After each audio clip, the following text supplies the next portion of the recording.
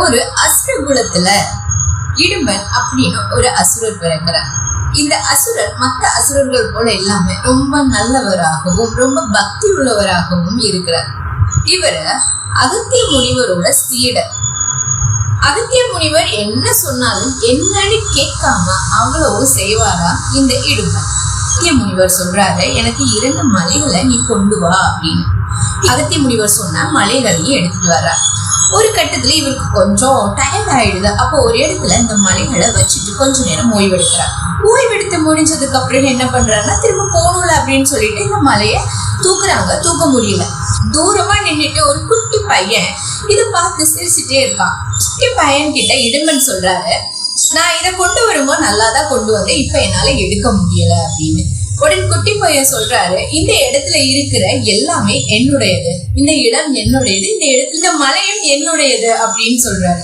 இதை கேட்ட இடுமனுக்கு ரொம்ப கோவம்.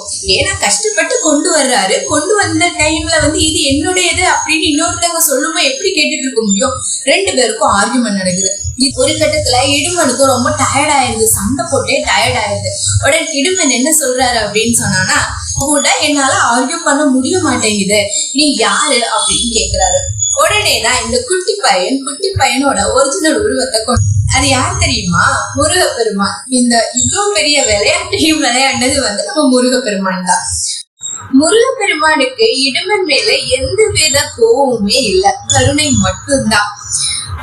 அவர் பக்தியோட தொழில முருகன் கிட்டதான் இவ்வளவு நேரமும் ஆர்கியூமெண்ட் பண்ணிருக்காரு, சண்டை போட்டிருக்காரு. உடனே என்ன பண்ணிட்டாருன்னா, கால்ல விழுந்து என்ன மன்னிச்சிடுங்க அப்படின்னு சொல்லிட்டு கேக்குறாங்க. முருகப்பெருமான் ஒரு வரம் கொடுக்குறாங்க. என்ன கும்பிட வர்ற பக்தர்கள் என்ன கும்பிடுறதுக்கு முன்னாடி ஒன்ன கும்பிட்டுட்டு தான் என்ன கும்பிட வருவாங்க அப்படின்னு சொல்லிட்டு ஒரு வரம் கொடுக்கறாரு. அதனாலதான் இன்னைக்கும் பழனி முருகன் கோவில்ல முதலா எடுக்கிற காவடி இடுமனுக்கு தான் முதல் காவடி எடுக்கிறாங்க. அதிக பெருமானுக்கு காவடி எடுக்கிறாங்க. கதையில இருந்து நம்ம என்ன கத்துக்கிறோம் அப்படின்னு சொன்னா, நம்ம எவ்வளவு லைஃப்ல கஷ்டப்பட்டாலும் அந்த கஷ்டத்துல இருந்து நம்ம ஃபேஸ் பண்ணி அதை ஃபைட் பண்ணி வர்றோம்ல, பேக்போனா இருக்கிறது ஒரு பக்தி தான்.